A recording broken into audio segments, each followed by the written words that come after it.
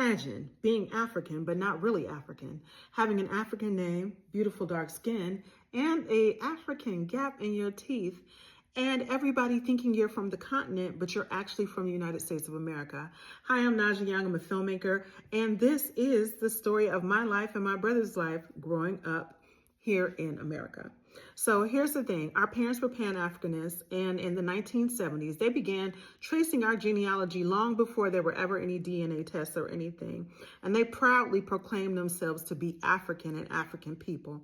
They were also revolutionaries. So they named all of their children African names. My grandmother actually named me Najaa, which is Swahili. She was in graduate school at the University of Pittsburgh, and one of her friends from Kenya helped her name me.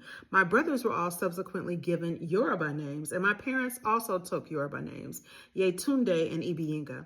So much so that even when my father passed away, or I had cousins around my age, they never knew my father's government name was Samuel. They only knew him as EB, short for Ibiyinka. So, if this is interesting to you and you want to learn more about it, stay tuned. There will be a part 2.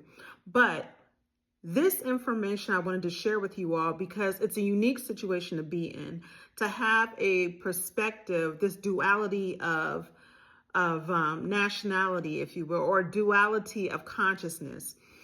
Being African American, but having an African name, practicing an African spirituality, and on top of that, looking physically like we came from West Africa.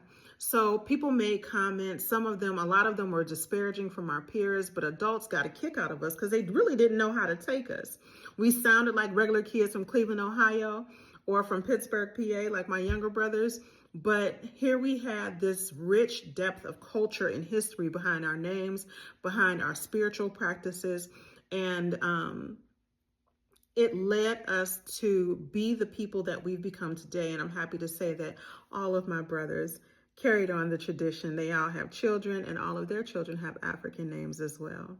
From Asada to Adenike to Adejoye to Adelola.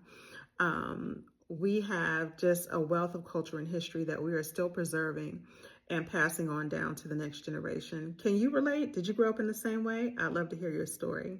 Peace.